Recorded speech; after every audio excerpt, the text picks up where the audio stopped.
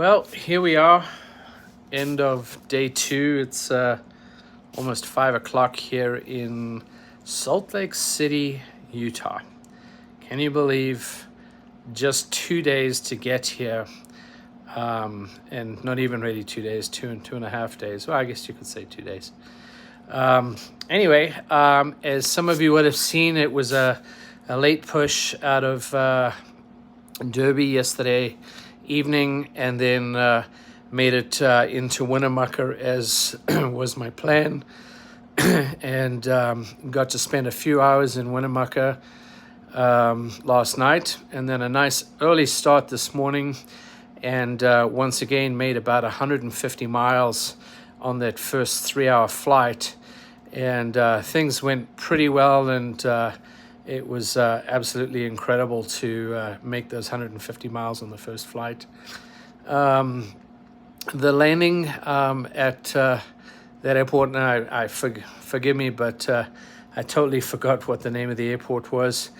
But landed there, and it was about 6,000 feet, so high elevation for my second launch. Discovered my spark plug was a little loose, so went and tightened that up when it didn't start.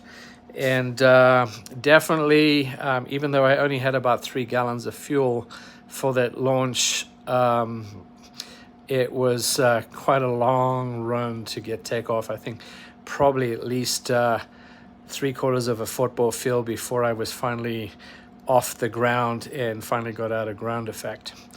So I should have seen that coming as things to come, because not only did the motor initially not want to start, but it was followed by a very difficult launch that took way longer than I would have expected.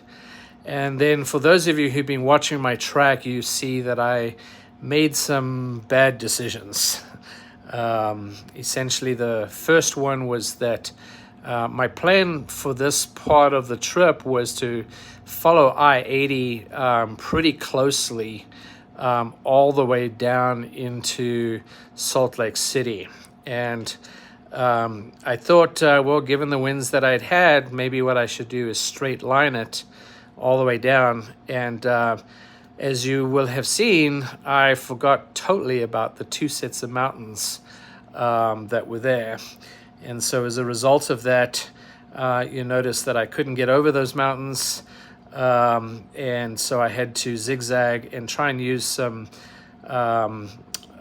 lift from the air that was coming up the mountains to eventually get over. And so in this particular case, the straightest line is not the fastest way to get there. And had I stayed on following I-80 all the way down, I wouldn't have had those big mountains.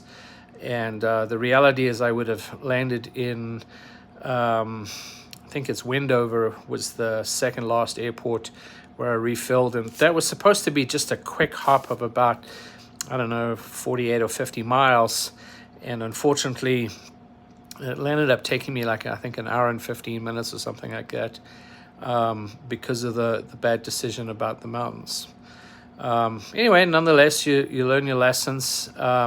Sometimes it is better to stick to your original route and your plan, because as I've discovered a few times, making mistakes or changing the route can sometimes get you into trouble.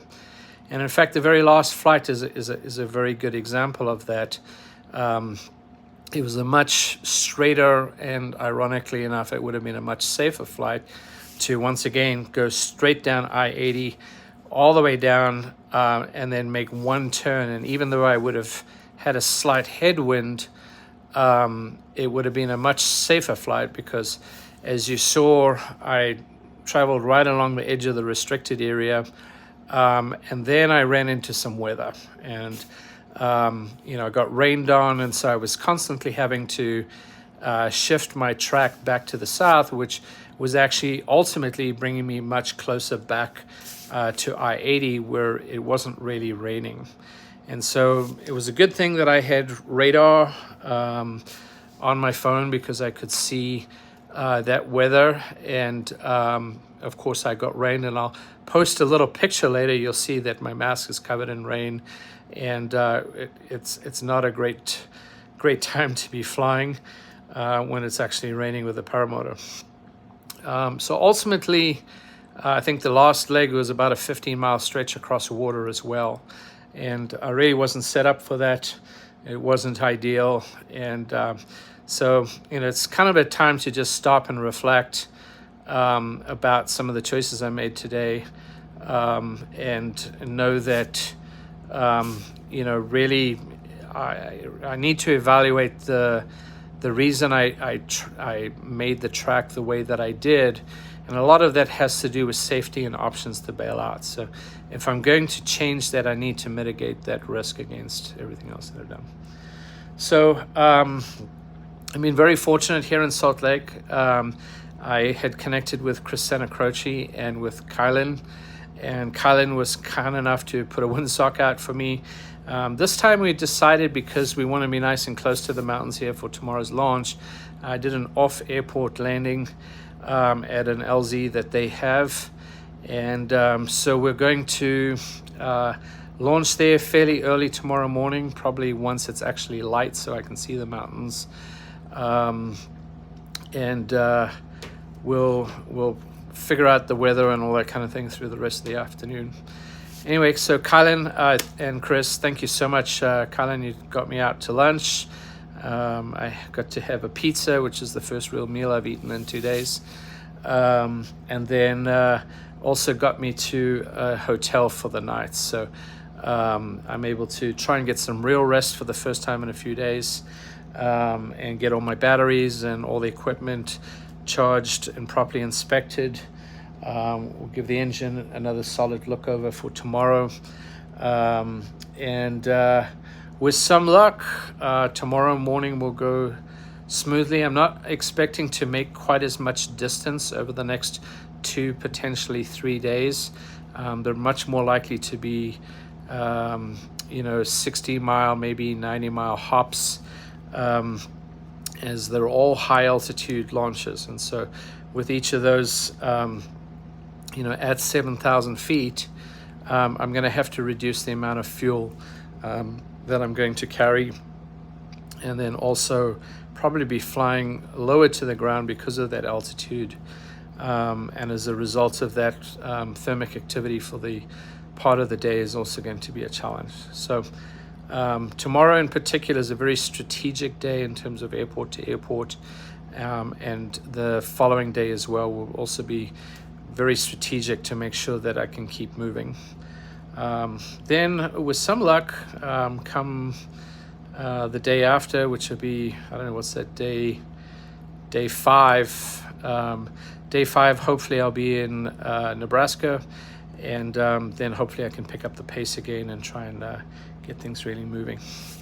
So nice little motel, helmet out there, good old Paramotor, the Corsair here with the Helix props.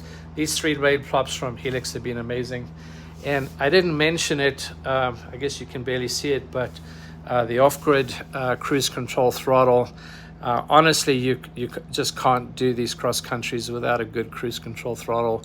And if you haven't checked that out, I would recommend it. There's a lot of good throttles out there, but in terms of cruise control, this thing just is fantastic. I love it to pieces. So there you have it. If you have questions, feel free to drop me some notes or encouragement or whatever.